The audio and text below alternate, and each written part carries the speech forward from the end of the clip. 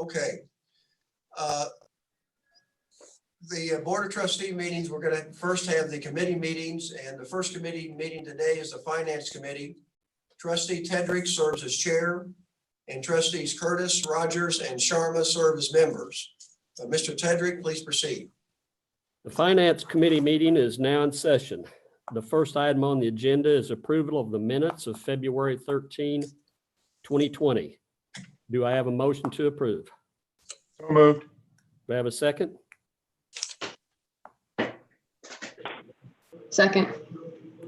All those in favor say aye. Aye. Aye. Any opposed? Then the minutes are approved. Committee item 2 proposes approval of the proposed student insurance fee matter and proposed change to the School of Medicine fee policy, SIUC. Chancellor Dunn, will you speak to this item?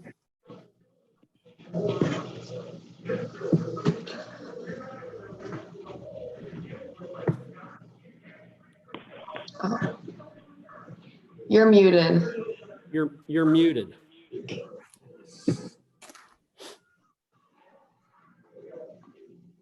Chancellor Dunn. John Dunn, can you hear us? I think he's getting it. Now There I he is. can. Now I can. Okay. Thank you. There you go. That, by the way, that muted button works really well at home. All right, let me share with you the two items that we're bringing before you. One is an increase in the student insurance fee. As you know, there's no increase in tuitions. There's no increase in fees this year on the Carbondale campus, but we do have a student insurance fee increase. The matter that we've been looking at is the level of the increase, and based upon request for information from others, we've been reviewing what our fees are in contrast to public universities. We're certainly very much in line, although fees do increase. The increase would be from $1,750 to $1,950.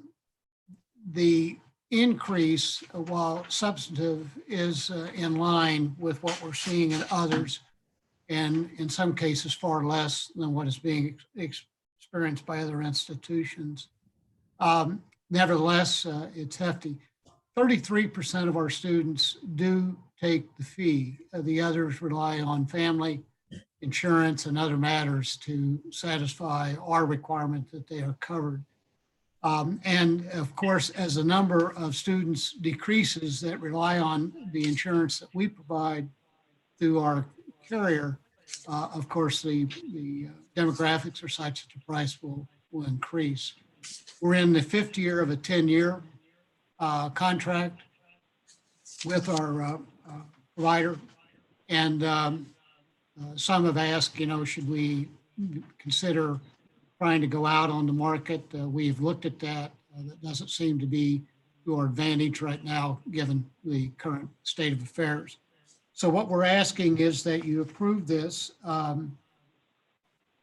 Our plan is completely compatible with the Affordable Care Act.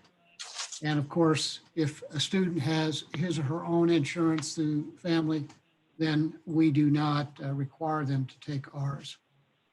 In addition, we are proposing, and this is something that our Dean of the School of Medicine may want to speak to, and that is a change in the number of hours that are capped, lowering it from 15 student hours in the summer for students in medicine to 5 hours. And I'm going to defer a minute to Dean Cruz, and you may help all of us understand this better. It certainly has my approval. Yeah, there's a practical issue related to that. When the students finish their work in year one, they have the summer off. That's the only summer that they get off in medical school. We've developed 2 very good programs for them. One's a clinical program that has an academic requirement, and the other one is strictly research. It's called the Mentored Professional Enrichment Experience, MPEE. They do that with researchers, and they can do that in Carbondale, or they can do that in Springfield. But generally speaking, with the leases they have for their homes and everything, and the relationships they've already developed in Carbondale, A lot of times they want to do it there in Carbondale, sometimes in Springfield, but in either place, they get charged the same fee, and they actually don't take advantage of what those fees cover as well. So this change, and actually it has inhibited a fair number of students from doing that research activity, which we would like them to do with SIU professors. And most of them are in the School of Medicine, but some are in other programs too. So we have worked on the various ways that we could get this done, and the best program to give them the incentive to do it. And so this was one of 4 things that a committee came up with that was headed by Joe Cheatwood, who is a professor of anatomy there. So that's it. It's to stimulate the students and give them a break to do that kind of research in the summer. Thank you. Any Mr. discussion? Tedder, questions? I have a question for Dr. Mahoney, if he's around. I am. Yeah, okay, I couldn't see. Now, question is, going forward, can this be negotiated on a system-wide basis for both the campuses instead of now both the campuses are doing individually? Yeah, I think it's one of the things we can talk about as a potential one we could do together, because I think Chancellor Dunn's point is a good point. As you have fewer students, it decreases your ability to get a better rate. And so larger group of students might actually allow us to do some more things. So I think it's something worth exploring in the future for sure. Okay, thank you. Any other questions or comments? Is there a motion for the committee to approve this item? So moved. Is there a second? Second. All those in favor say aye. Aye. Aye. Those opposed? And the motion carries. Committee item 3 proposes approval of purchase for computers and computer accessories on the Carbondale campus. Chancellor Dunn. Thank you very much. Trustees may have seen this in an earlier time. We have had a longstanding relationship with through the Midwestern Higher Education Compact with Dell. And the contract is, the proposal is to award a 3-year contract to Dell Marketing out of Round Rock, Texas. The total cost of this could be up to $8 million, depending upon our needs with respect to purchases. The contract would allow for desktop computers, servers, storage devices, computer tablets, laptops, printers, monitors, and related computer accessories. And also this contract will facilitate the combination of individual departmental orders into larger institutional purchases, which I think is very consistent with Trustee Sharma's comment a few minutes ago about trying to make sure that we are exercising our best impact when we go out for pricing in the market in terms of totality. We've purchased Dell computers for use in student computer labs, classroom laboratories, and faculty staff offices for the past 17 years, and they've been a very, very good partner with us. So we request your approval to allow us, give us the authority to enter into a 3-year contract to Dell Marketing. Could be up to $8 million. Of course, it's dependent upon what our actual needs are and how much our expenditures are, but that would be the cap would be at $8 million. And I understand that this will be paid for by the departments that actually use them and need them. Yes, correct. Any comments or questions? Do I have a motion to approve? So moved. Second? Second. All those in favor say aye. Aye. Aye. Those opposed, and the motion carries. Thank you. Committee item 4 proposes approval to purchase promotional items and printed apparel at SIU. Vice Chancellor Walker. Hello, everyone. Yes, this is a periodic matter that comes before the board that's exactly as stated for promotional items, printed apparel. This sets an upper limit for primarily to benefit the student affairs and intercollegiate athletics for these items. It doesn't necessarily reflect an actual spend. They, of course, will only be spending as their budgets will allow.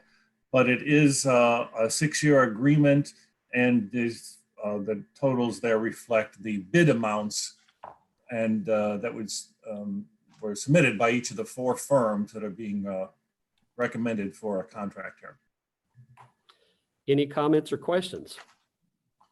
Do I have a motion to approve? So moved. A second? Second. All those in favor say aye. Aye. Aye. Those opposed, and the motion carries. Item number 5 proposes approval of purchase for trash and recycling removal services at SIUE. Vice Chancellor Walker. For another periodic matter that comes before the board, this isn't recognized as a utility, thus it does require a board action. There are 2 contracts. The numbers total there are based on the bids that the 2 firms submitted. Allied Waste and Waste Management will each get a contract based on their bids and depending on which campus they're serving. And it is a 5-year contract for trash and recycling services. Any comments or questions? Do I have a motion to approve? So moved. Second? Subash, Yeah, will you second it? yeah, I second. I thought Ed did it. Oh, I'm sorry. Okay. All those in favor say aye. Aye. Aye. Those opposed, and the motion carries. Committee item 6 proposes approval of salary and reappointment of acting vice president for academic affairs for the system. President Mahoney, will you speak to this? Yeah, this is just to continue Jim Allen in his role until either August 31st or when we find a new vice president, whatever comes first. So his appointment right now and on April 15th, so this allows us to continue him in this role. He's been very valuable and helpful to me in that transition to this role, and we need to continue that until we find someone else to fill his role. Any comments or questions? Is there a motion to approve? So moved. Second. All those in favor say aye. Aye. Aye. Those opposed, and the motion carries.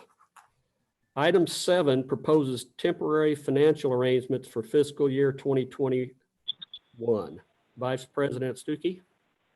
Thank you.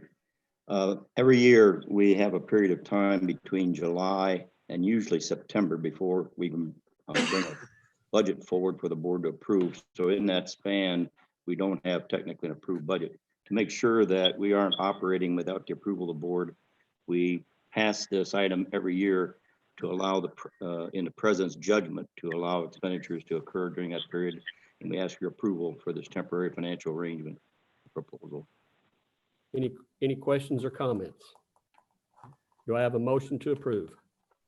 So moved. Second. All those in favor say aye. Aye. Aye. Those opposed? And the motion carries. Item 8 proposes approval of purchase for medical professional liability insurance and broker services. Dr. Stuckey? Thank you. As you know, our self-insurance program directly pays medical professional liability claims that are settled for less than $5 million. We do purchase commercial insurance, though, to cover any claims in excess of $5 million. This matter requests that the broker we use for those be Marsh USA. We've used Marsh for years and years, and they are used extensively throughout higher education here in the state of Illinois for brokerage services for many items. We issued an RFP for this service. We had 2 responses. Marsh was chosen on its merits. The initial contract will be for a 4-year period with options for 3 2-year renewals. Marsh will be paid $55,000 a year for those first 4 years, and that cost will be escalated 3% per year thereafter if we choose to those renewals. It approves also a total of $5 million in the self-insurance over those 10 years to cover both the commercial insurance that's purchased by Marsh and the broker services. To put that in perspective, this year we're going to spend about $300,000 for the combination of that commercial insurance, and the brokerage service. So this gives us a little bit of leeway over 10 years for some inflation. We cover nearly, last count, 300 physicians in the School of Medicine. We recommend your approval. Any questions, comments? Do I have a motion to approve? Second. All those in favor say aye. Aye. Those opposed, and the motion carries.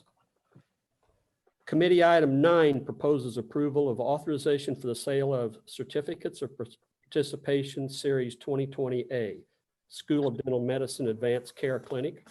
Dr. Stuckey. Thank you.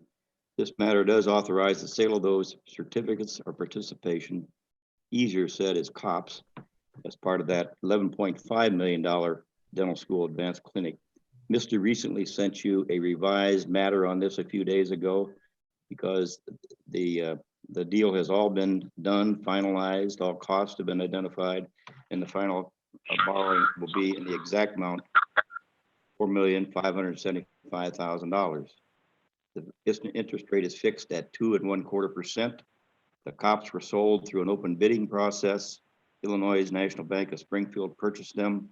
Funds to repay these COPS will come from various sources available to the School of Dental Medicine. We ask for your approval. Any questions or comments? Do I have a motion to approve? So moved. Second. All those in favor say aye. Aye. Aye. Those opposed? And the motion carries. Committee item 10 is a quarterly investment report. Vice President Stuckey. Yes, we are required to provide the quarterly investment report to you. So this is our way of making sure that it is logged in and then you have been received as a formal agenda item. The basically our portfolio has not changed much in the last 4 months. We obviously expect it to change pretty drastically in the next few months. We're not quite sure how, but for one thing, we're probably going to have a drawdown in our intermediate term investment portfolio to bring more into the short term because we're going to need the cash for operations. But it's here for your report. Everything's been stable. Have nothing exceptional to report from that report. Thank you. Are there any comments? Just one comment. So that's through 12/31. When are we going to get the first calendar quarter? It's in, obviously it's just finished, so it's in operation right now. In preparation right now. Is our next board meeting July or September? July. July. So you'll receive it in July. Okay, if there's no further business before the Finance Committee, this meeting is adjourned. Okay, the last committee meeting is the Architectural and Design Committee. The committee is chaired by Trustee Simmons and Trustees Curtis, Rogers, and Tedrick serve as members. Mr. Simmons, you may proceed. Thank you, Mr. Chair. We have 3 items to move forward to the full board agenda, and those are items G, J, and K. And the first item on the agenda is the approval of the minutes from February 13th, 2020. Is there a motion to approve these minutes? Moved. Second. Second. Thank you. All those in favor, please say aye. Aye. Aye. Against, no. Same. So no one objected and minutes are approved.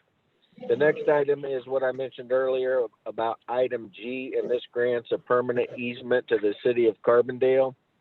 And I believe Chancellor Dunn is planning to speak to this. And Chancellor Dunn, I'm going to turn it over to you to talk about this easement to Carbondale. Thank you very much. We're requesting approval for 2 permanent easements to the city of Carbondale, Illinois, for construction of a traffic circle at the intersection of McLafferty Road and Chautauqua Street. The city of Carbondale has requested these easements, purpose of grading, construction, and maintenance of a roundabout traffic circle and for other highway purposes. Of course, all of this relates to better traffic control as well as safety. The work will require easements of 0.285 acres of the southeast corner and 0.129 acres of the southwest corner of the intersection of McClafferty Road and Chautauqua Street. In return for the easements, the university will receive compensation of $5,345. Per state law, funds received through this transaction will be used for deferred maintenance projects at the university. This clearly is a City of Carbondale project. It's funded through the Federal Highway Safety Improvement Program in collaboration with the Illinois Department of Transportation. And of course, it will connect in a very nice way east and westbound vehicles on Chautauqua with north and southbound travelers on the McClafferty Road. This work is expected to begin later this year.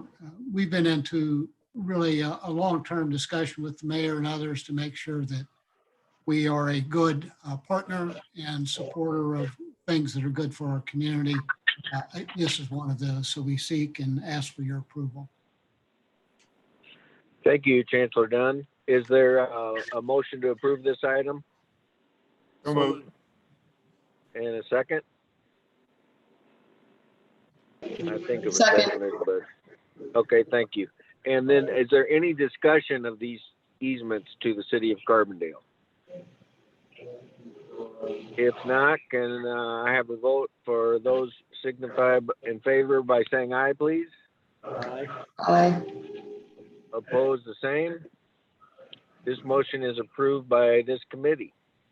Item 3 on our agenda, which is board agenda item J, is the approval of the Medical Resource Center at Lindgren Hall on the Carbondale campus. And I believe Chancellor Dunn, you're back to speak on this as well, correct? Yeah, thank you very much. The matter before you seeks project and budget approval to renovate the Medical Resource Center at Lindgren Hall. The MRC, the Resource Center, provides curriculum support for medical, med prep, and physician assistant students. And the MRC collection includes prints, electronic, audiovisual resources, and basic and clinical sciences to meet the information needs of these programs and, of course, the students. The project will include the reconfiguration of existing spaces to better support students, faculty, and staff. We utilize the center. We're hopeful that construction will begin this summer and be completed by January of 2021 using university physical plant staff. Cost for the project is estimated at $1.1 million and will be funded by the School of Medicine facilities and infrastructure improvement accounts.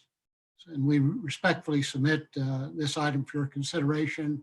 And Dean Cruz, if there's anything you would like to add, please do so. I would just say that this is one in a series of 3 renovations for Lindgren Hall, which is mostly occupied by the School of Medicine, all from our restricted facility funds.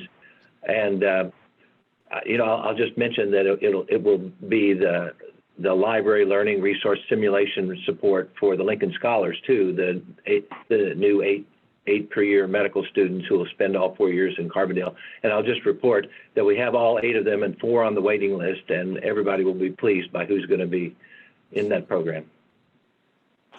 Thank you. Great. Thank you. Is there a motion to approve committee item number 3? So moved. Second? Second. Okay, is there any discussion of this item by this committee? If not, all those in favor of passing this to the board, the full board, item J, please signify by saying aye. Aye. Aye. Aye. Opposed, the same? This item is approved by this committee. The item 4 on our agenda is board agenda item K.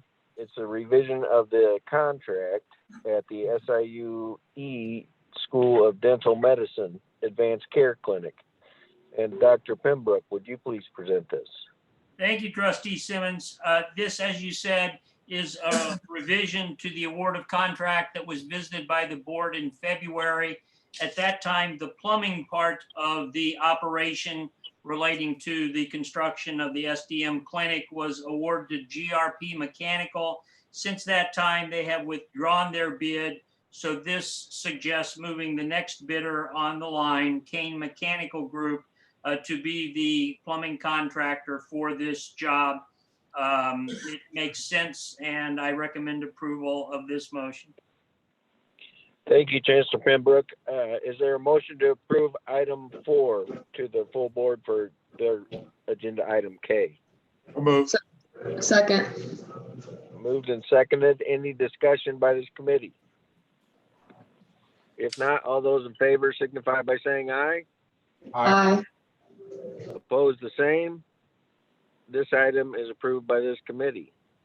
If there's no other business, then I will just say that I'm sure Dr. Mahoney is going to be up on the changes that we need to make as a university. And I anticipate the Architect and Design Committee will be involved a little bit in the post-COVID world, even though our revenues aren't looking as generous as we'd like them to be for different things. But we'll be gathering steam here soon, I'm sure. So thank you all, the members of the Architect and Design Committee, and we stand adjourned. Okay, next we will call the full board meeting to order of the Illinois Board of Trustees. Madam Secretary, please call the roll.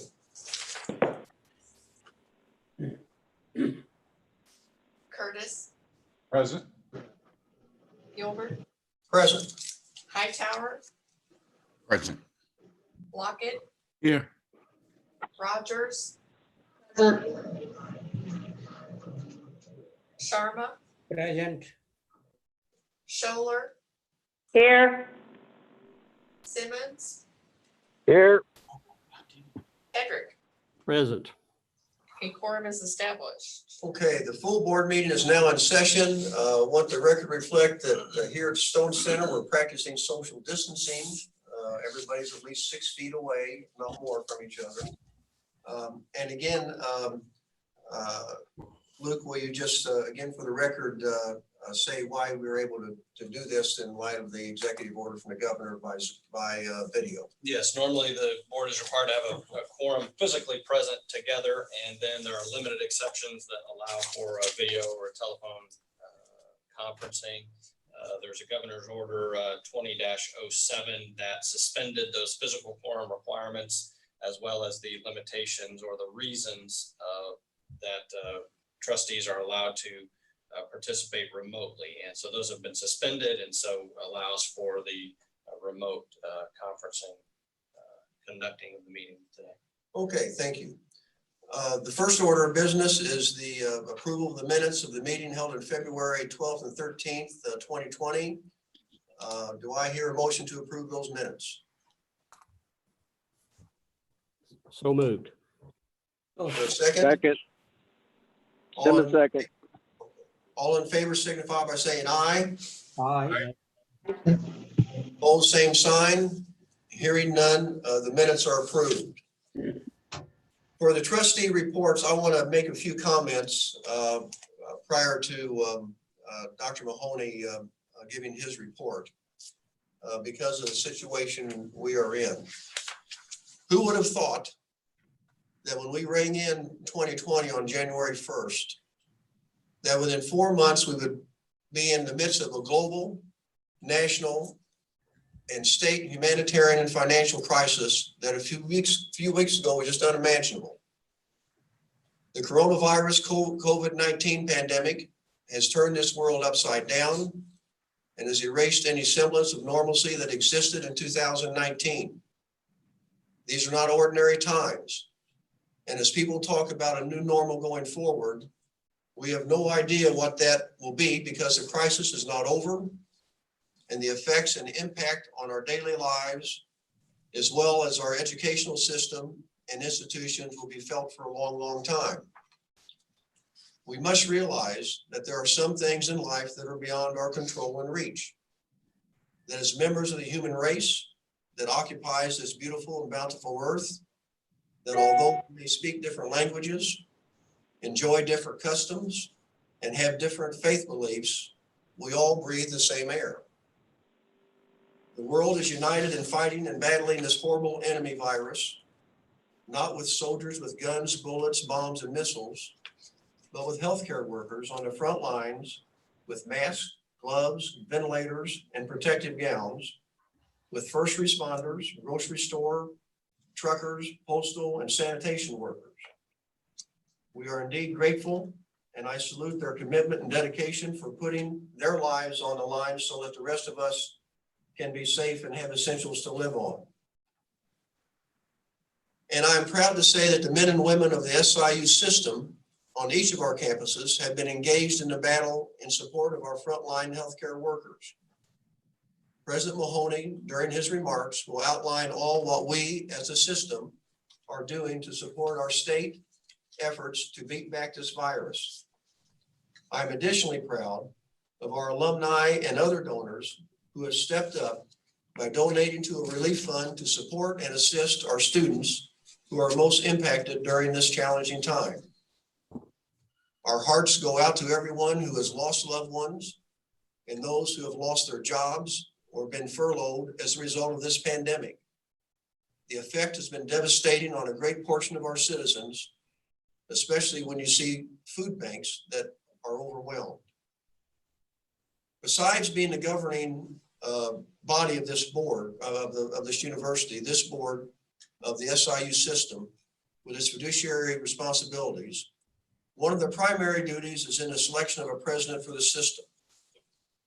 Without question, the best decision this board made in selecting our president was in the hiring of Dr. Dan Mahoney. In the 2 months he has been our president, Dr. Mahoney has done a remarkable job of navigating us through uncharted waters. It has been said that in times of crisis, good leaders emerge. And how we respond to the current crisis will define us as a system, not only for our students, faculty, and staff, but also for our state and communities. In less than 2 weeks on the job, President Mahoney had to face challenges for which there is no playbook. He had to close our campuses to in-person instruction and oversee the efforts of our faculty, staff, and students to transition to a remote learning environment while ensuring continuity of our work and creating as little disruption as possible to daily academics. Commencements and other events had to be canceled to protect our students, their parents, and the public from this virus. Dr. Mahoney's calm, steady, and deliberate decision-making during this crisis was forward-thinking, all with the safety of our students, faculty, and staff in mind. He has been collaborative and sought input from the chancellors and Dean Cruz, as well as faculty and other units within the university system. He has communicated on literally a daily basis with the board, including forwarding Dr. Cruz's daily COVID-19 updates to us. And Dr. Hightower and I have been on the phone weekly and sometimes more with Dr. Mahoney as he updates us on what's going on, which seems to constantly change on a daily basis. He has kept our legislators and the governor's office informed as how our university is navigating this crisis. He has had weekly telephone meetings with the presidents of other Illinois universities in trying to coordinate responses to the numerous issues that are common to all the universities. And he has done all of this in compliance with the governor's stay-at-home order from here at Stone Center. While there are still many questions yet to be answered regarding state support, enrollment, and the future relative to the impact of COVID-19, I am confident in the leadership of President Mahoney and our campus administrators to maintain the safety of our students, faculty, staff, and communities while ensuring the best education for our students. In his report, President Mahoney will update the board, the public, and the media on how the SIU system and its medical school and respective campuses have been providing support to the local and state efforts to deal with the COVID-19 crisis, as well as planning for the unknown future. Finally, we are living in unprecedented times, but we as Americans are resilient and blessed, and we will get through these difficult times. And as you see on TV multiple times a day, we are all in this together, and together we will get through this. Dr. Hightower, I don't know whether you want to mention anything about the communications that you and I have on a weekly and sometimes daily basis with Dr. Mahoney, but it has been nothing short of outstanding. I would just echo everything that you've said. Excellent overview, Mr. Chair. All right. If there are no other trustee reports, I will report the executive committee has not met between the board meetings. And I'm now going to turn it over to Dr. Mahoney as executive officer's report for the SIU system. President Mahoney. Thank you, Chair Gilbert. And I'll start by saying I'm usually known for very, very short reports. This will be a little bit longer than my typical report, but there's a lot going on, and I think these things need to be discussed. I first want to start with thank yous. Thank you to our faculty and staff across the system. Their ability to adapt to changing situations has been nothing short of incredible.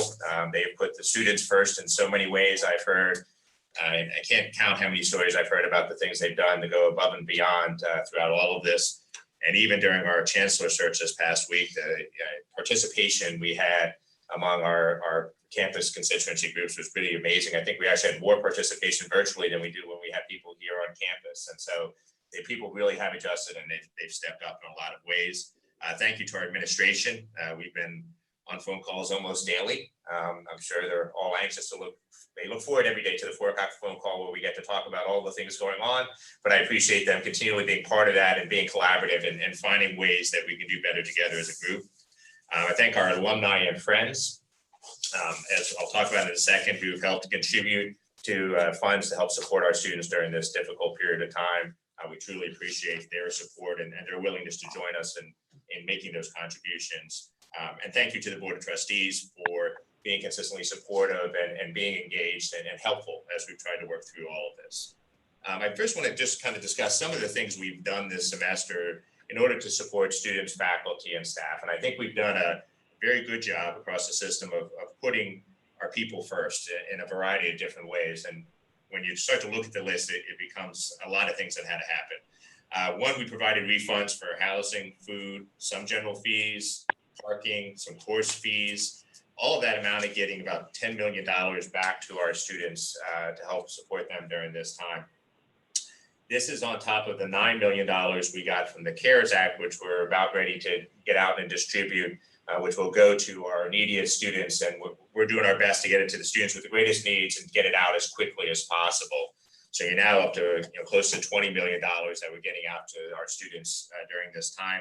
And then there's the money that Chair Gilbert talked about that we've raised. It's, I think, roughly over $300,000 between the campuses that we've been able to raise through student emergency funds, which also has helped us to support students. So there's quite a bit of money that we've had available to get out to students and help to support them. On top of that, we've expanded our food pantry efforts to provide food for those students who were food insecure. We provided housing and food for students who needed to stay here rather than leave campus. Again, was some discussion of sending everyone home, but frankly, not all are in a position where that would have been their best choice. So allowing them the opportunity to stay here on campus, stay someplace that was safe and where they could get food was important. We changed our grading system to allow students to choose a pass-fail option if they would like. A number of institutions have done that. Ours is probably one of the more student-friendly options that I've seen when I've looked at all of the different ones out there. We've created hotspots to increase student internet and Wi-Fi access. We've maintained access to core services through mostly virtual means. We've increased staffing to answer questions about technology and online classes and created easier ways for students and families to reach out with those questions. We've constantly updated our websites. We've had websites at Carbondale, Edwardsville, and at the School of Medicine that continually have provided information to anybody who needed to know what was going on. There's also been daily, weekly messages to inform students, faculty, and staff, as well as there's weekly updates to state and federal government officials and their staff. We created a student advising mechanism so they can easily indicate if they're having trouble with their online classes. We created video messaging for faculty and staff to send encouraging messages to their students. We've expanded health information phone lines for students to access information about their health and COVID-19. We expanded our online mental health counseling, expanded online career center support, provide multiple approaches for our graduation ceremonies based on student feedback. We've surveyed our students and moving forward with virtual and hopefully eventually face-to-face opportunities for graduation as well. For our employees, we've continued to pay our employees, even those employees who, due to their jobs, could not really work from home. So we've taken down that commitment, and some of those employees are our student workers as well. We've continued to pay. We facilitated work for a wide variety group as much as we possibly could. We maintained essential functions in a wide variety of areas, including our research labs, which we simply could not completely shut down. And we've also allowed our faculty to have another year on their tenure clock, knowing that this disruption may have hurt their progress towards tenure. So in many ways, we've tried to support our people in every way we could. We've also made contributions to the state. A lot of times people talked about our School of Medicine being on the front line, which they have, and then they've stepped up in some wonderful ways, but that probably underestimates the number of ways that the SIU system has stepped up. So I want to go through some of those. The School of Biological Science faculty at SIUC are working with the Illinois Department of Health to be a major supplier of a viable transport medium that the state needs to conduct Thank you for calling COVID-19 SIU Medicine. We are They are currently producing about 10,000 vials per week, the COVID. and this contribution is roughly about 30% of the VTM used by the state. SIU Carbondale was the first university in the state to deliver this key substance. Faculty at SIUC are also pitching in to help solve the local shortage of face shields for essential healthcare workers at Southern Illinois Healthcare by using 3D printers to produce new shields. Similarly, Edwardsville School of Engineering has donated 50 protective face shields to the SIUE Police Department and has plans to provide critical PPE to the Anderson Hospital this week. SIU has been instrumental in establishing new test sites, such as the new ones that were established this week by the Centers for Family Medicine in Carbondale, Springfield, Decatur, and Quincy. In some cases, SIU is taking the lead, and in other cases, we are assisting others in running these test centers. But in all cases, we played a key role in expanding the testing capacity in the state, particularly in the Southern Illinois region. In addition, SIU has helped the Illinois Department of Public Health recruit additional staff for state testing labs in several locations, and had lots of volunteers among our students, staff, and faculty from across the system.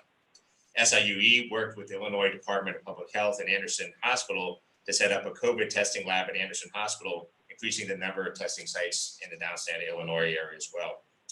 The School of Medicine has shared a statistician with the local county health department to aid in proper reporting of the coronavirus incidents in the county. Graduate students studying public health, including our own student trustee, Dr. Lockett, volunteered to conduct daily well checks for 130 apartment complex residents under quarantine in Taylorville, Illinois, and the Illinois Department of Public Health placed a 10-story facility under quarantine. The SIU Foundation is also serving as the fiscal agent in a partnership with the Illinois Board of Higher Education, the Illinois Community College Board, and the Illinois Student Assistant Commission to raise emergency funds for students from across the state. So the money will come in there, and that money will go out to all of the institutions across the state of Illinois. WSIU TV collaborated with public media partners at the state and national level, as well as with regional offices of education and school districts across Illinois to develop multi-platform resources to support home learning.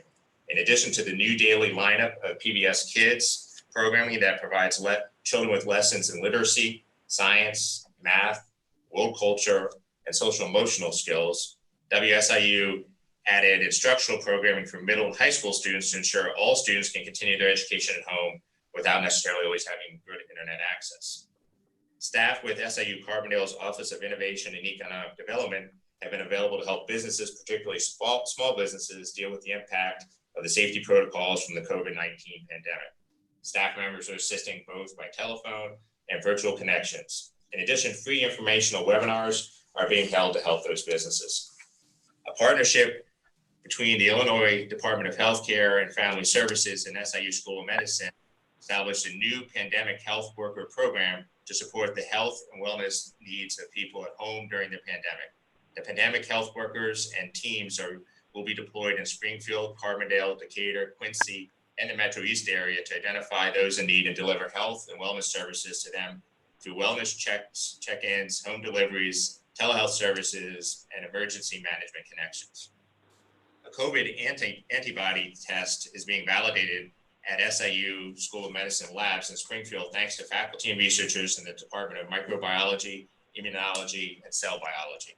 A researcher with SIUC and with the School of Medicine has completed the genome sequence of the virus that causes COVID-19, which will combine with the work by others across the US to complete the genomic geographic distribution with hopes of employing this genomic information with the activity of the pandemic health workers and tracing the contacts.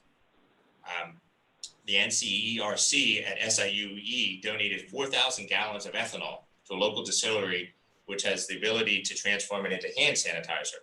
Thanks to this cooperative effort, healthcare providers and law enforcement in the area have a huge updated supply. Staff at the East St. Louis Center Head Start and Early Head Start programs and the Early Childhood Center on the SIUE campus are working with SIUE dining services to provide meals to children and families they serve through an organized meal pickup opportunity every 2 weeks. The meals are prepackaged by dining services and include breakfast, lunch, snack items, and more. That's the list I have, and I am sure that is not comprehensive. I tried as much as I could to gather that information, and every day I add to this list. Every day I find out something else where we've been asked for help from the state, or someone has seen an opportunity to volunteer to help, and someone in the SIU family has stepped forward. So the contributions that we've made to the state and the local community has been pretty tremendous and something we should be proud of. I also want to give a couple other updates as we look towards enrollment. We are very early in projecting what the fall enrollment may be.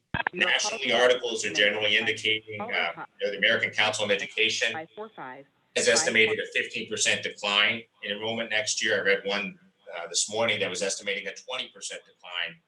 Now, in general, higher education enrollment has been declining annually about 1 to 2% a year. Obviously, a 15 to 20% decline would be a massive increase in that. Again, far too early to predict for us, but there are certainly some positive signs for the fall 2020 semester. We're seeing increases in housing deposits compared to last year, and any enrollment declines compared to last year are actually quite slight and nowhere near what other institutions are seeing. Given that some of the national research has indicated up to 30% of the students may be waiting longer to make decisions and longer to enroll to come back, the numbers we are seeing are actually quite good and provide some reasons for optimism. We may see actually more increases later and may see more Illinois students deciding to stay closer to home, which again in recent years hasn't happened as much. I used to refer to my former enrollment manager at my previous institution as Mr. Cautiously Optimistic.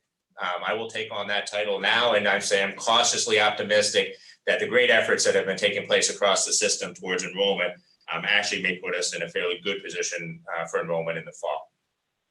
As we look at our budget, we continue to monitor our cash position and current year budget, which has certainly been hit by the COVID-19 crisis, just as everyone else has in significant ways. Our School of Medicine is much like medical schools across the country in being particularly hit hard because of the decline in clinical revenue. So many of our probably most immediate decisions will need to be made to address those issues at the School of Medicine. But we continue to work through our budget, look at our liquidity projections with every new piece of data we have, so we're prepared for fiscal year 2021 in the various scenarios that may play out, and we are looking at a variety of different budget scenarios. Some of what happens with the budget in fall, or for fiscal year 2021, will relate to what we do in fall 2020. So we're also planning for that. To be clear, our goal is to have on-ground education and to be as close as possible to normal when we come back in the fall. This would be the best for our students and their educational experience. And if we can do it safely, it is what we need to do. In order to prepare for this coming fall, we need to spend the next couple months exploring possible options and preparing for a variety of scenarios. This spring, we had to make some of those decisions in a matter of days and hours. Now we have some time to do some more planning. We need to take advantage of that. Starting tomorrow, I'll be meeting with a system-wide task force that's focused on our fall 2020 semester. This task force will have several goals in mind. One is to ensure that we're sharing ideas from across the system and from each campus on how to address all of the issues and scenarios we may face. We want to make sure that no one group in one area does not miss out on a good idea from another simply because we're not communicating effectively. Second thing, we want to ensure that there's not an issue or scenario that we're not exploring on both campuses but should. Again, sharing all this information will make sure we explore all the options that we have. Also, we'll be exploring if there's ways we can utilize the resources across the system to address some of those challenges we face. In other words, if we collaborate as a system, we might be able to have more and better options. Now, it's important to keep in mind what's done on the campuses is just as important as what will be done at the system task force. In fact, I'm imagining most of the specific details about how we'll operate in the fall will be done on those campuses. Therefore, this task force is certainly not going to operate in isolation. It will stay connected with groups and individuals on campus, so there'll be constant and helpful sharing of ideas and information between the campuses and the system throughout the process. In addition, as we proceed, we may add people to the system task force for either the long or short term as we need it. In other words, this is not a static group. This will be a constantly evolving and probably changing group. But the goal is to be as prepared for fall 2020 as we can, and with all of the uncertainty we currently have. So Gilbert, that is my report. If there are any questions, I'd be happy to answer them. Do any board members have any questions of Dr. Mahoney? Okay, I hope the media has taken note of all that the SIU system and its respective campuses in Springfield, Evansville, and Carbondale have been doing. Much of it behind the scenes to support the battle against the COVID-19, which we will meet and overcome.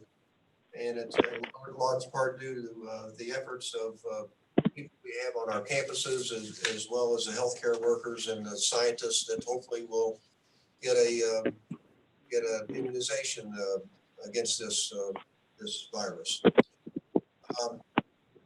At regular board meetings, 30 minutes will be reserved to receive comments or questions from members of the public and employees of the university.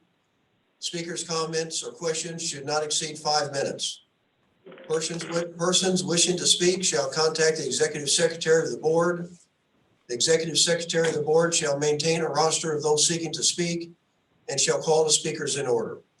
Madam Secretary, do we have any speakers today? Yes, we do. We have two. Our first speaker is Dr. Eric Duff Rubble.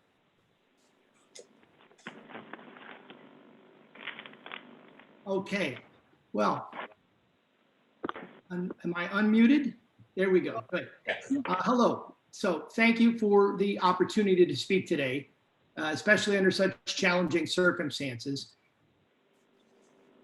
I'm not sure if speaking into a computer screen is more or less intimidating than standing at the lectern speaking into a microphone, but I do know this is the first time in my adult life I literally come with a mute button. Many of my students would say this is evidence that prayers get answered. I'll try to keep you from using the button, so I'll keep my comments brief, stick with facts from our own system budget and the university fact books that I know we all agree on, and I've rounded all my numbers off just to keep things simple. So the Carbondale campus serves about 11,200 students, and the Edwardsville campus serves about 13,000 students, and the system's overall budget includes 186 million state appropriated tax dollars, and you devote 93 million of that to the Carbondale campus and 55 million of it to Edwardsville. That means that on a per capita basis, you devote $8,300 a year to each Carbondale student and $4,200 a year to each Edwardsville student. That's $4,100 more each year, over 16,000 more over 4 years, provided to Carbondale students over Edwardsville students. Now, if you check the current US News and World Report, you'll find that Carbondale students pay 15% more per year and graduate with a third more debt than Edwardsville students do. So clearly, all that money is not going directly to the students. And in all honesty, we all know that you wouldn't simply allocate more money directly to Carbondale students because that would be wrong. So the additional money in Carbondale's budget has to be for something else. And what we keep hearing is that it supports their very costly and labor-intensive PhD programs. And indeed, according to the most recent fact books, Carbondale has about 600 PhD students. But if you provide the same $4,200 for all the non-PhD students in Carbondale as you do in Edwardsville, that only gets us to $47 million, leaving $46 million for educating those 600 PhD students. That's $77,000 per student per year. Now, Harvard only charges $50,000 a year. So we could literally send every PhD student in Carbondale to Harvard and save the system $16 million a year. So clearly that can't be it either. So what is it then? Honestly, it is staring us all in the face. It's just that no one can bring themselves to say it. I'm going to say it. If you look at the fact books here in round numbers is what you'll see. SIU-E with 13,000 students has 2,300 permanent faculty and staff. That is a ratio of 5.5 students to every one employee. Illinois State, 21,000 students, 3,600 faculty and staff, also a ratio of 5.5 students per employee. NIU, 20,000 students, 3,700 faculty and staff, has 6 students per employee. Governor's State is at 5-1. Eastern, Northeastern, and Western, each at 6-1. And the U of I, with 51,000 students and about 10,000 faculty staff, is at 5 students per employee. But excluding the medical school, just the Carbondale campus itself, with 11,200 students, has 2,750 permanent faculty and staff. That is just 4 students per employee. To get Carbondale even close to the average of 5.5-1, you need at least 650 fewer faculty and staff. Now, according to openpayrolls.com, with the average employee salary at Carbondale in 2019 at just over $70,000 a year, that is $46 million. And there you have it. But also, no wonder this is so difficult. For the people in Carbondale, this isn't even about the budget, is it? But here's the thing, Carbondale is a university. It is not a regional jobs program. The Illinois General Assembly did not create this Board of Trustees for the purpose of operating, managing, controlling, and maintaining SIU only when it's easy. You were created for moments like this one. Your job, your purpose, and your mandate is to do what's necessary, even when it's hard. Thank you. Thank you very much. Next speaker. Jocelyn DeGroot Brown. Hi, y'all hear me? Yes. Excellent. All right. So hi, I'm Josie DeGroat, Faculty Senate President at SIUE in the Department of Applied Communication Studies, and I'm finishing up my 11th year as a Cougar at the E. When I signed up to speak to the Board of Trustees about 2 months ago, I was mad, furious. The Faculty Senate had just unanimously passed the SIU Equality Resolution, and I wanted to make sure I was on the speaking list to further clarify our position. However, that seems off topic given what's happened in the world since our last board meeting, so I'm kind of pivoting to a different focus, one of adaptation, creativity, and flexibility. And it echoes much of what President Mahoney just talked about. We've been hearing the words unprecedented, challenging, unique, crisis, pandemic, and it's been frustrating, confusing, and distressing. But amidst all of these rapid changes, we've held fast to our 5 SIUE values: citizenship and social responsibility, excellence and innovation, inclusion and a supportive environment, integrity and honesty in our communication, and wisdom with an eye on lifelong learning. In the days following the announcement that SIUE would move classes to an online platform, the faculty went to the listserv, but not to complain this time. We went to share resources and knowledge. We emailed each other, chatted with colleagues at other universities, virtually attended webinars to learn the technology, and got ideas from other professors on social media who were going through the same thing. We went to work during spring break, and we went to work hard. We also adjusted our teaching and learning professional development workshops to now focus on synchronous and asynchronous online learning and assessment. Our ITS department, including the amazing Instructional Design and Learning Technology Division, took this challenge head on. Staff across campus offered whatever services they had in order to help the students and assist the transition to online instruction and learning. They were amazing. Everyone has been terrific. But I'm not surprised at all. That's why I work here. I work with amazing people. I've talked with numerous colleagues at other universities, read enough stories at the Chronicle of Higher Education, and heard numerous other anecdotes, and I'm thankful to be here with the decisions we've made to help our students and our faculty. And by we, I mean SIUE. We are a family, and we have realized that the stay-at-home order and urgency to move classes online occurred while many people are worried about their own at-risk family members and homeschooling their own children. And that has bigger implications for our faculty in terms of the tenure and promotion clock, student evaluations, sabbaticals, the list goes on. And this has far-reaching impacts. Through shared governance, legitimate shared governance, we acknowledged these challenges and came up with thoughtful solutions. And the same is true when it came to our students. We had to think about grade assignments, housing, Wi-Fi, loaning out technology, online textbooks, and we've been active in helping our students any way we can, personally, professionally, and of course, academically. Is it perfect? No, but we're doing our best, and our best is really, really good. And that's what people do when they care about their students. They do what has to be done in order to support the students. SIUE is and has always been student-centered.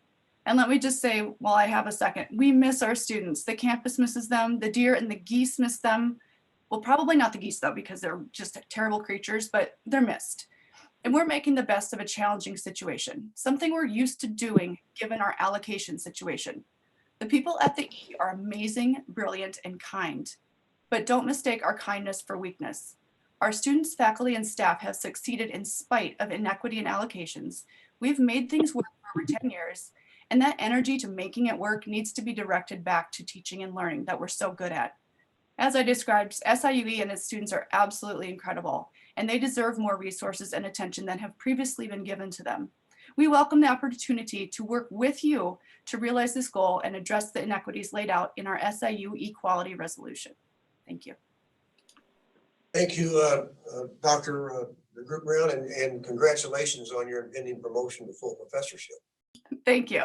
Very excited. Okay, our next item is the call for the omnibus motion. The trustees have had approximately 10 days to study the items on the agenda. A certain number are routine or self-explanatory, so as to save time, we act upon them in one motion. I understand that items C and D are going to have to be pulled and voted on separately, Madam Secretary, but will you please read the items suggested for the omnibus motion? Items E, F, H, I, J, K, L, M, N, O, and P. We will also do Q separately. Okay, is there any discussion regarding items E through P? Is there a motion to approve the items listed for the omnibus motion as read by the secretary? Do I hear a So motion? moved. Been moved by Trustee Tedrick, seconded by Dr. Sharma. Dr. Sharma. I'm now going to ask for a roll call vote on the omnibus motion. Curtis, Yes. Gilbert, Yes.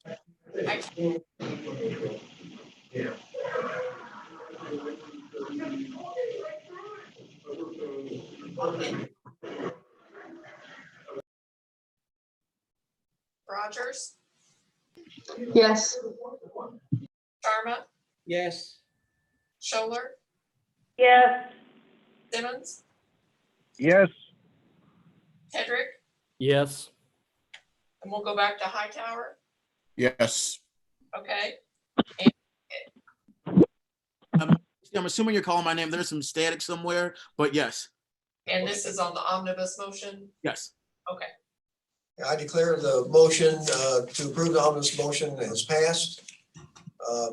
We're now going to take up board items C and D. Do I have a motion to approve this item? So moved. Is there a second? Second. Okay, we're going to now ask for a roll call vote on items C and D. Curtis, Yes. Gilbert, Yes. Hightower, Yes. Lockett, Yes. Rogers, Yes. Yes. Scholler, Yes. Simmons, Yes. Tedrick. I recuse. Okay. Okay, the next item is the author, first of all, I declare the motion is passed on C and D. The next item is the authorization of sale of certificates of participation in Series 2020A, the School of Dental Medicine Advanced Care Clinic. Do I have a motion to approve this item? So moved. Second. Been moved by Trustee Curtis and fired down by Heard Dr. Hightower. Dr. Hightower. And second by John Simmons. Yeah. Okay. Okay, we're now going to ask for a roll call roll call vote on item Q. Curtis, Yes. Gilbert, Yes. Hightower, Yes. Lockett, Yes. Rogers, Yes. Sharma, Yes. Solar, Yes. Simmons, Yes.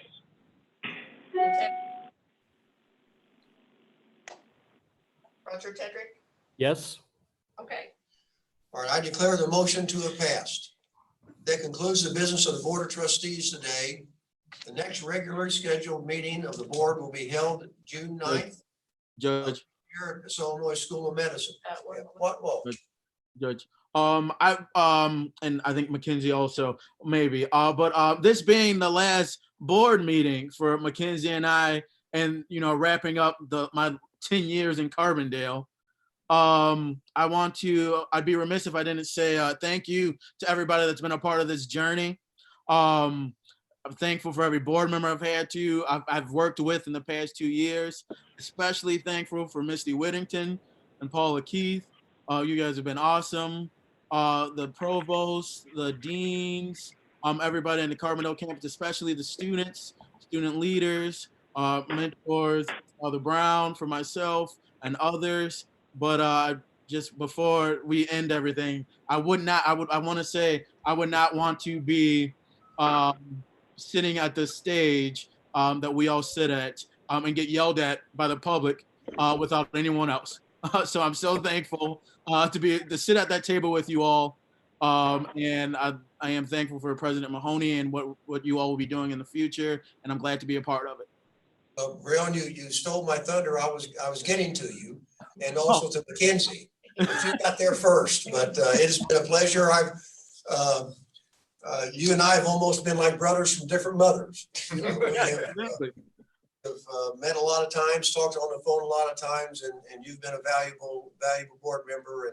And you could have kept on going to school and run for re-election if you'd have wanted to. But, my wallet says otherwise. I'm still waiting for Luke to adopt me. All right.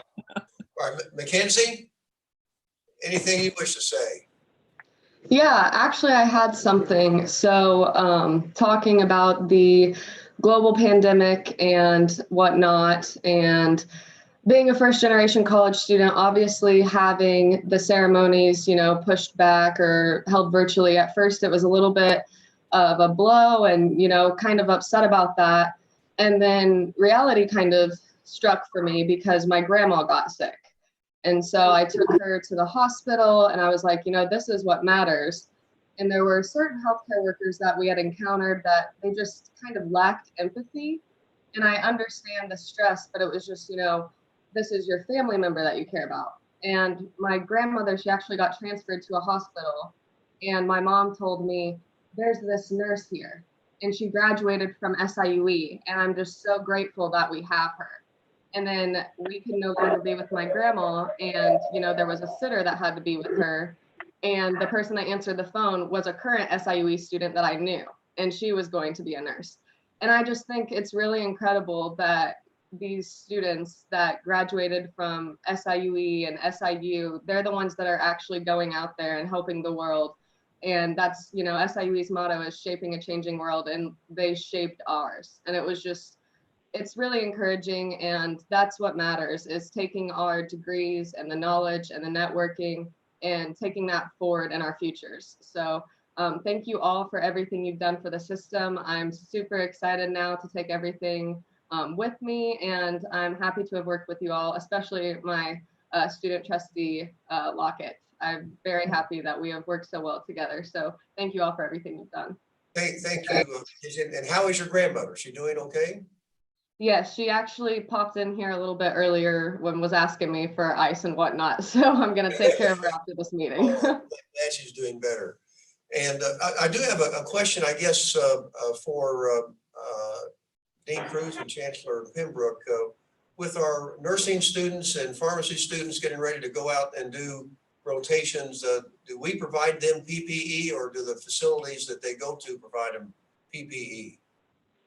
Well, that's an interesting question, because I'll give you a mixed answer. The employees are provided by the hospitals, but we recently were told that our students who are doing clinicals, that the expectation now is that the university will be providing PPEs for them. Dr. Cruz? Yeah, I really don't have anything to add to that. The students are off the clinical rotations now. We hope to have them back by July the 1st, but we don't have a clear answer on the rotations that are not in our partner hospitals and our partner organizations yet. Okay. All right. Again, I want to thank Trustee Rogers and Trustee Lockett for their commitment and dedication and hard work during the year this last year that they've been student trustees.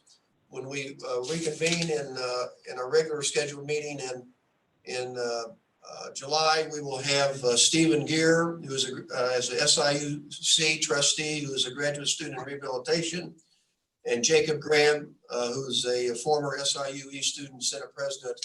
Both of them were elected as student trustees, and we will welcome them in July. May I have a motion to adjourn the meeting? So moved. So second. Second. Okay, all those in favor signify by saying aye. Aye. Aye. Same sign, motion carries. Now there will be I assume there's some press that may be listening in. We will have a press conference immediately after this. Any of the board members want to hang on and listen to, they're more than welcome to. So the meeting is adjourned, and we will now have anybody from the press ask any questions.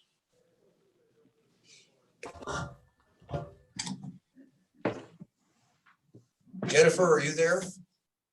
I am, Judge. Do you have any questions for any of the chancellors or President Mahoney or? Well, most of it was covered, but I wondered if you could walk through the process a little bit about how you're dealing with the financial challenges. I've talked to some municipal leaders that are saying their budgets are anywhere from 10 to 20% down as they move into their new fiscal year. There's still a lot of question marks left in your projections, not knowing what enrollment will be, not knowing what the state legislature is going to be able to do. Can you walk through the process a little bit about what you're thinking?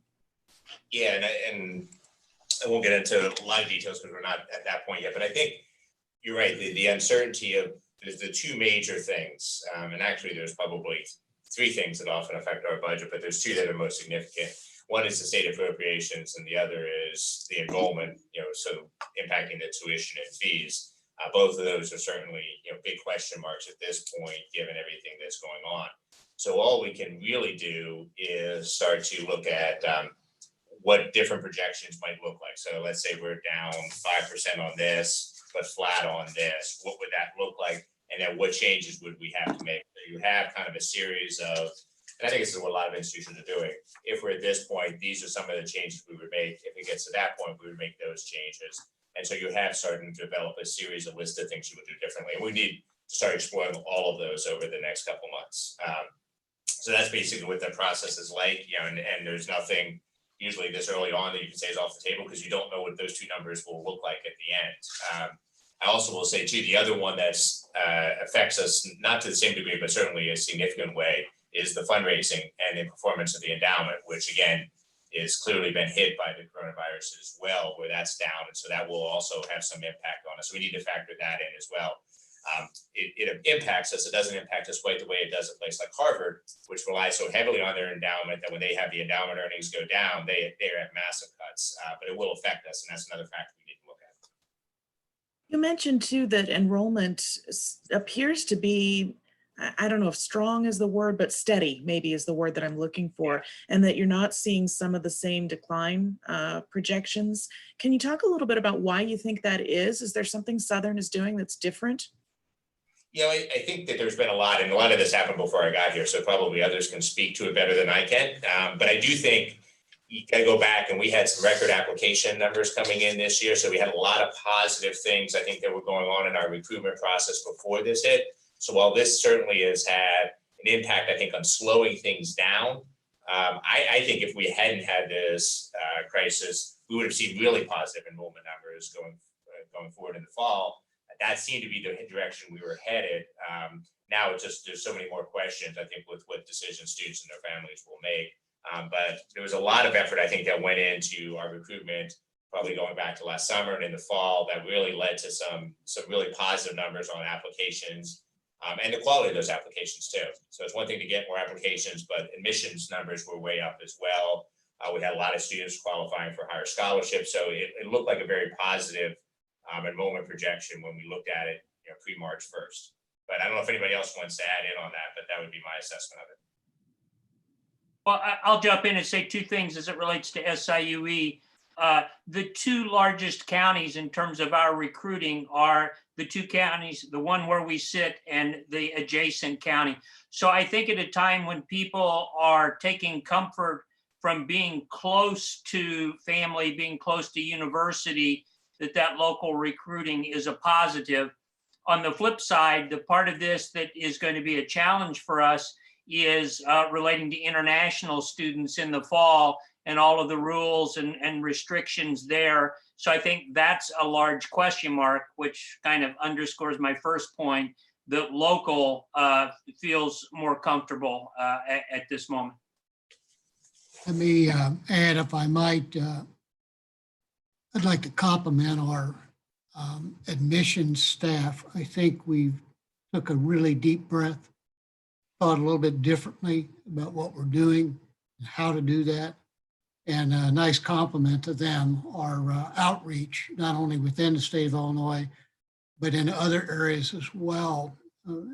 That one thing to our advantage is that tuition is the same for a student who comes from anywhere in any state. So even our numbers in California are encouraging. In addition to that, we took a very bold step and said, finally, what I think many others are now acknowledging, the SAT and ACT tests are not the best indicators or predictors of continuing success.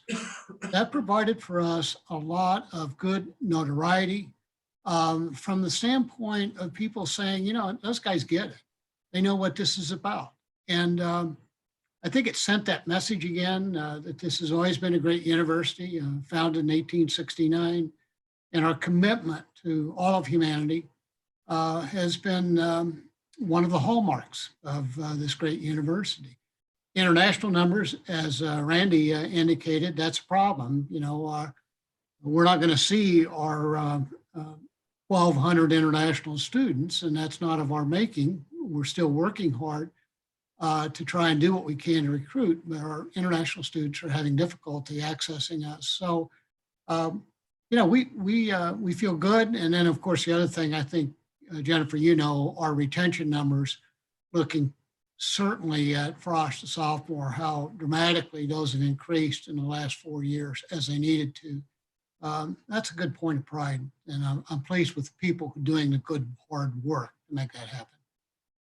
Thank you. Any other questions? I would like to, if I can. This is Molly with the Southern Illinoisan. Hi. Hi, Molly. Hi, thank you for the very good and thorough update on all the things SIU is doing. I know we appreciate that.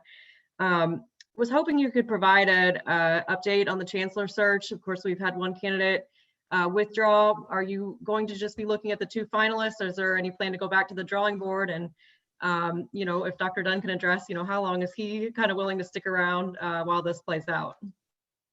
Yeah, we're moving forward with the two candidates we have, and so we'll continue on with the process. So we're not abandoning the search or going back to the pool at this point. So that's what our plan is right now, is to proceed with that.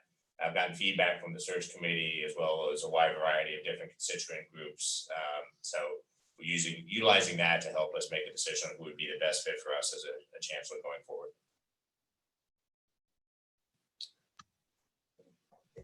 Anything else, Molly? Yeah, I was just going to ask if you could, I know there's been a little bit out there about this, but could both chancellors address plans for graduation? Okay, yeah. John, why don't you go ahead? Thanks. Later today, I'll be doing a video really celebrating our graduates. It is a great moment, and I know it really hurts to realize that we cannot do this as we normally do, because it clearly is, in my opinion, the best day on the university campus. So we have sent out to our students that on May 9th, we will have a virtual ceremony, a celebration. But that's not to preclude that perhaps something in August, in terms of a more formal, or encouraging and inviting students to pick up on the December or even next spring if they so choose. We did do a survey of our students. The virtual was not as well received as in-person commencement. Nevertheless, we'll do both to try and help maybe maximize the opportunity and all that kind of thing. So Randy, I'll turn it over to you. So many of the things that John said are similar at SIUE. We talked to our students. I want to acknowledge what Mackenzie said earlier. This is a really important day. And so to not have an experience the way that they were imagining it can be disappointing. But our students said, if the best we can do at this point in May is virtual, let's do it. And so not only do we have a virtual commencement exercise, but we have virtual constituent group celebrations going on so that students from various organizations are using technology to do that. We have organized such that there is kind of an opening that is the same across the various schools. So as you might guess, like the Star Spangled Banner, the greeting by the provost, the chancellor, et cetera. And then depending on what unit, if you're from business or nursing or whatever, you can pick the ceremony that is specific to your field. We also have asked people to just be thinking about August. We'll see how the world is and whether we can have a larger group celebration at that point. We're hoping that we can. So we're trying to accommodate the students in this area in ways that would be meaningful to them. We've given students, I think it's either 10 or 15 seconds that they can actually do a recording and submit that and have that be a part of the overall commencement. Thank you. Anything else? Anybody else? Callie Cox is on. I don't, Callie Cox from Daily Egyptian. I don't know if she can. Somebody from the Daily Yes. Egyptian want to jump in with a question?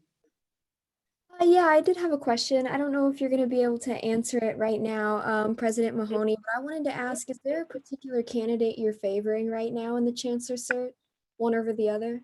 Yeah, that I can't answer at this point. So we're still going through the process. I still, I will say we haven't made an offer to anybody who got to that point yet. So I'm still kind of, again, listening to the feedback from all the different constituent groups, but hope to move forward fairly quickly. And do you plan on announcing the candidate at the July meeting? Hope to do it before the July meeting.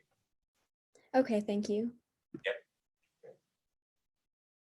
All right, if there's nothing else, thank you, and everybody stay safe, and we'll see you next time. Okay, thank you. Bye. Be safe. Bye-bye. Thank you, Misty.